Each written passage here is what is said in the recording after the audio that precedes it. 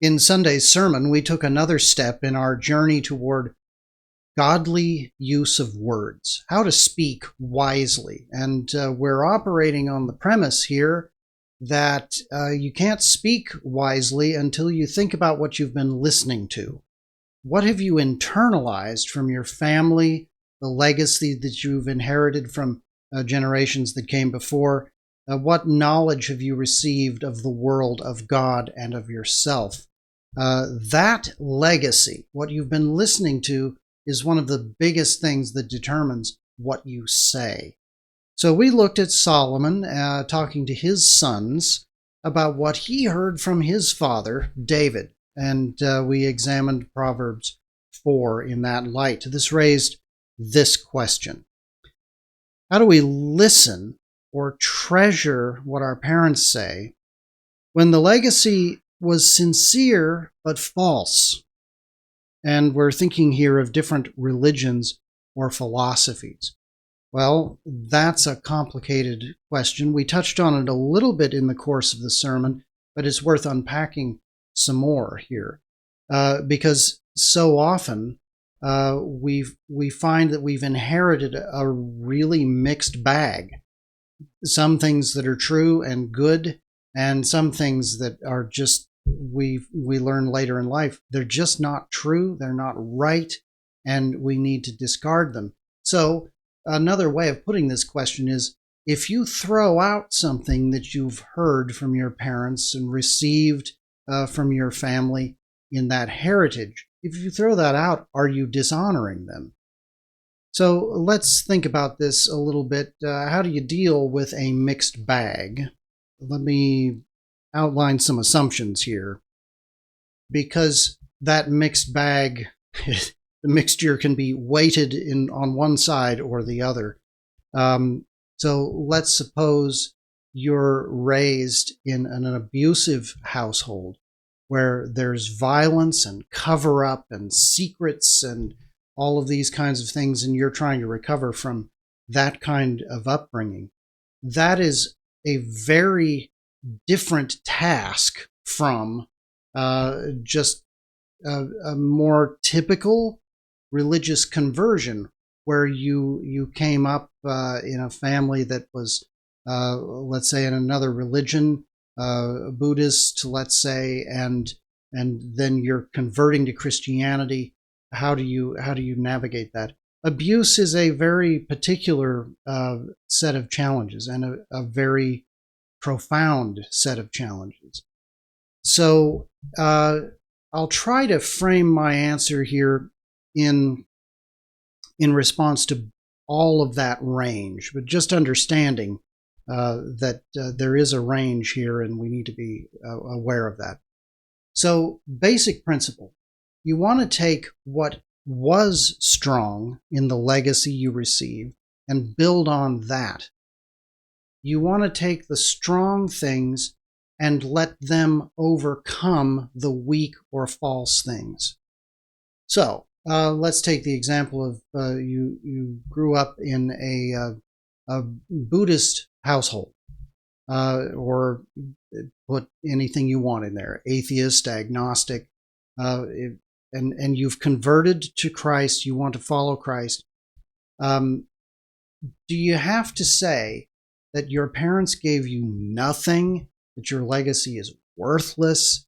No, you don't have to say anything like that.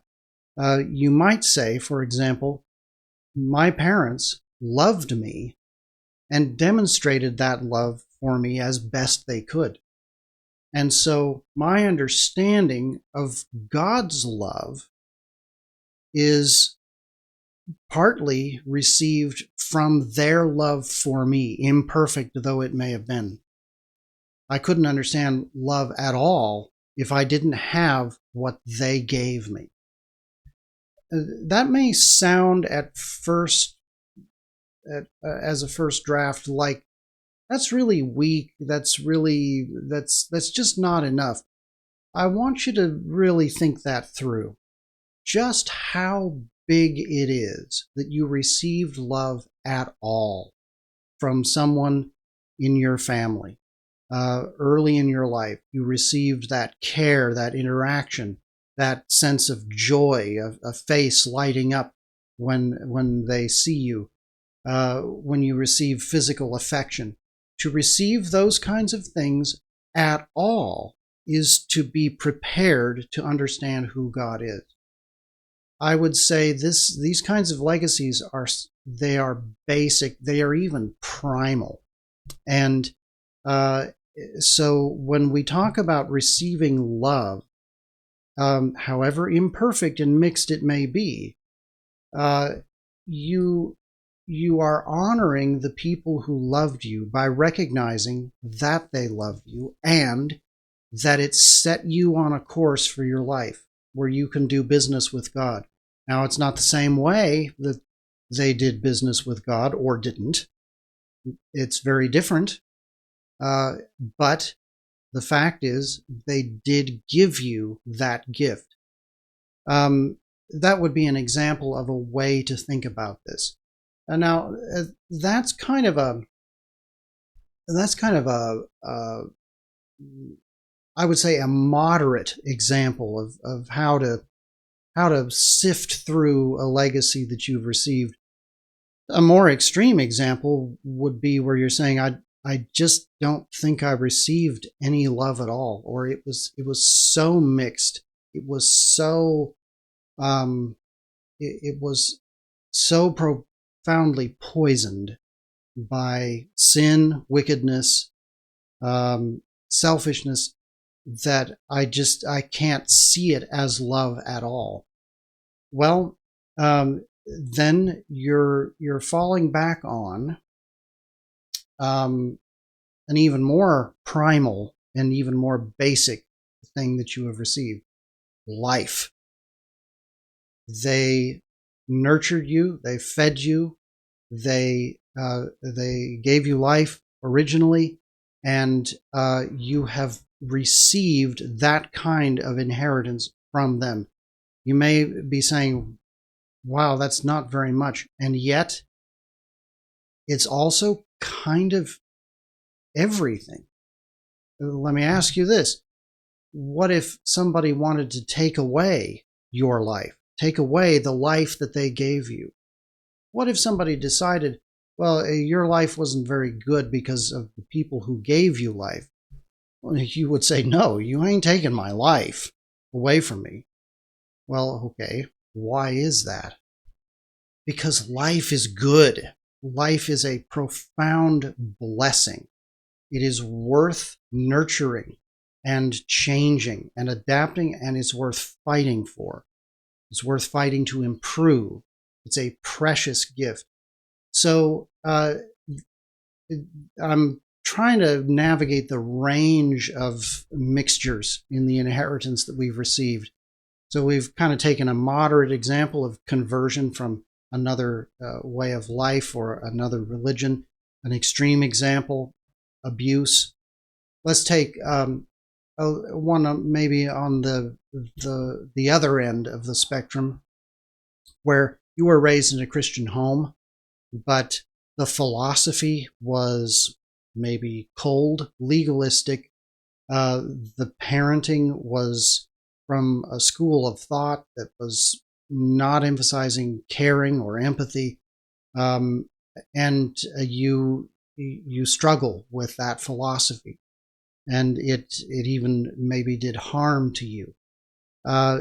In those cases, I would say exactly the same thing. Take what is strong, build on that, and say, that's my inheritance. I'm going to honor it from my parents. So growing up in a Christian household, even a deeply imperfect one, gives you a lot of heritage that is more detailed and more important than we might want to acknowledge when we're kind of stuck in the hurts that we've received from parents.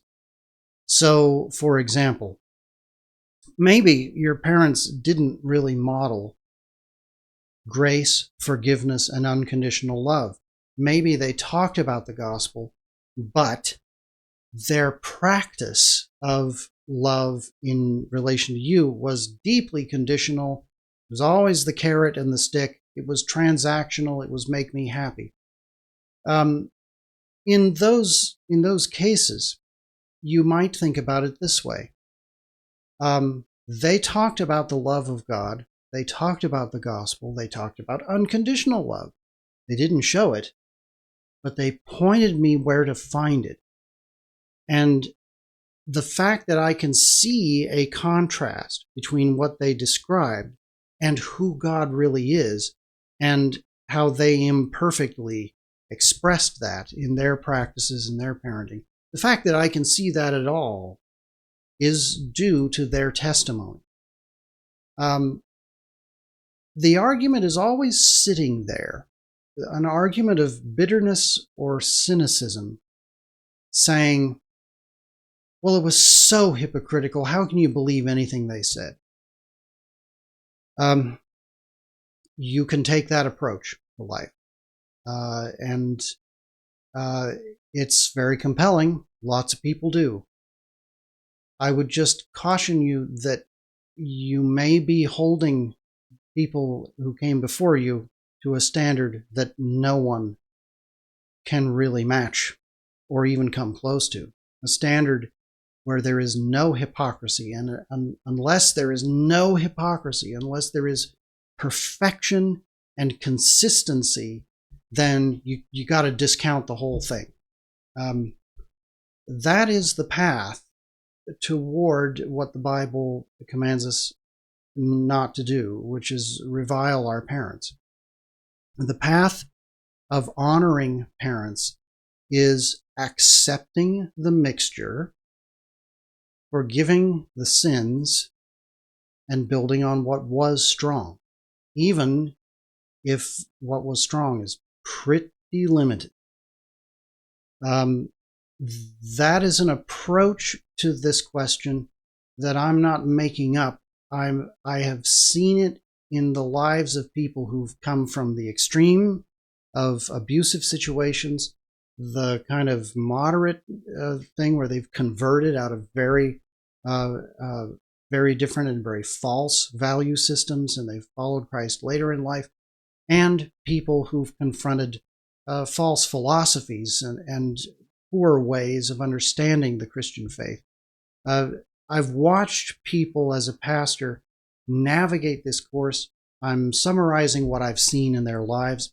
I would commend it to you. I think it's valuable, and I hope this is a helpful take, and I hope it is a practical take that you can reflect on as you continue to pray through and meditate on these issues. Great question, and I look forward to seeing you again on Sunday.